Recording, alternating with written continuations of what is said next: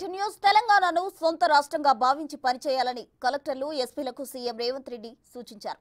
రాష్ట్రంలో ప్రజాప్రభుత్వం నడుస్తోందనే విశ్వాసం ప్రజలకు కల్పించేలా పనిచేయాలని సీఎం అన్నారు. శంకరన్, శ్రీధరన్ల సామాన్య ప్రజలు ఎప్పుడూ గుర్తు పెట్టుకునేలా పనిచేయాలని సీఎం అభిప్రాయం వ్యక్తం చేశారు. ప్రజాపాలన ద్వారా దరఖాస్తులు స్వీకరించి నిజమైన లబ్ధిదారులను గుర్తించాలని తొలి సమావేశంలో ఆదేశించిన విషయాన్ని గుర్తు చేశారు. ఎన్నికల కోడ్ ముగియగానే పారదర్శకంగా కలెక్టర్ల బదిలీలు నిర్వహించామని, ప్రభుత్వానికి కళ్ళు చెవులు మీరేనని రేవంత్ రెడ్డి కలెక్టర్లు ఎస్పీలకు చెప్పారు.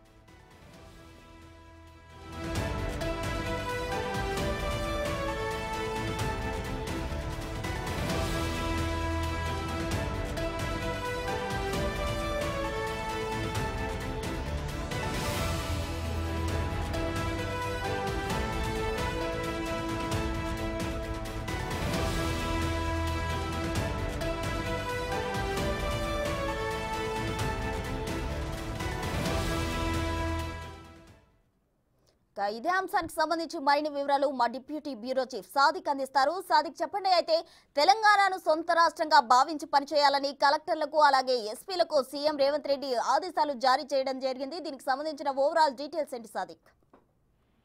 ప్రస్తుతం ముఖ్యమంత్రి రేవంత్ రెడ్డి తన పరిపాలన మార్పును చూపించే లక్ష్యంగా కలెక్టర్లతోని, ఎస్పీలతోని, పోలీస్ కమిషనర్లతోని, అదేవిధంగా ప్రిన్సిపల్ సెక్రటరీతోని ఈ రోజు మానదాన్ రివ్యూ అంటే ఉదయం 9:30 గంటలకు ప్రారంభమైనటువంటి సమావేశం ఇప్పటి వరకు కొనసాగిన సందర్భం కనబడుతుంది.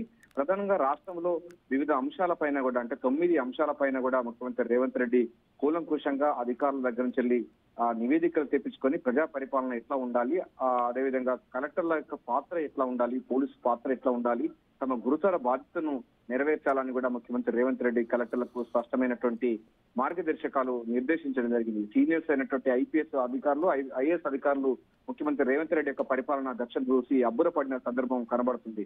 ప్రధానంగా ముఖ్యమంత్రి రేవంత్ రెడ్డి ఒకటి చెప్పడం జరిగింది.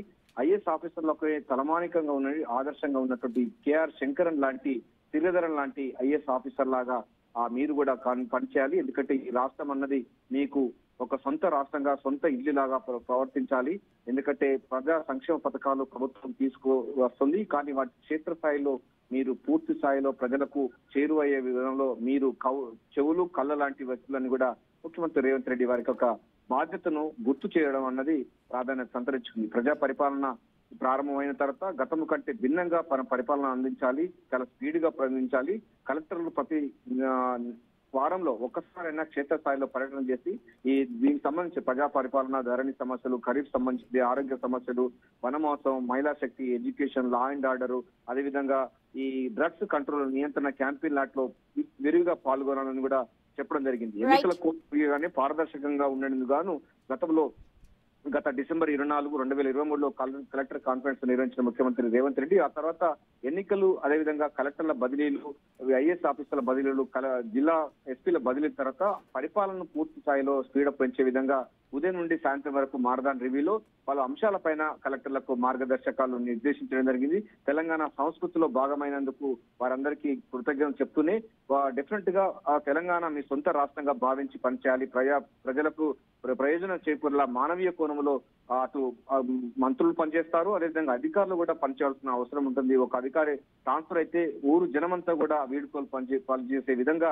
అట్లాంటి మంచి పేరు తీసుకురావాలి. అప్పుడే మనము క్షేత్రస్థాయిలో ప్రజల ఆలోచనను తెలుసుకోగలుగుతామని కూడా ముఖ్యమంత్రి రేవంత్ రెడ్డి వారికి అయితే చెప్పడం జరిగింది. సో కలెక్టర్ కాన్ఫరెన్స్ లో పలు కీలక అంశాలపైన కూడా మార్గదర్శకం చేస్తూ ప్రజా పరిపాలన మరింత స్పీడప్ పెంచేందుకు తమ యొక్క డ్యూటీని ఏ విధంగా చేయాలనిపైన కూడా ముఖ్యమంత్రి రేవంత్ రెడ్డి అధికారులకు ఆదేశాలు జారీ చేశారు. Thank you Sadiq.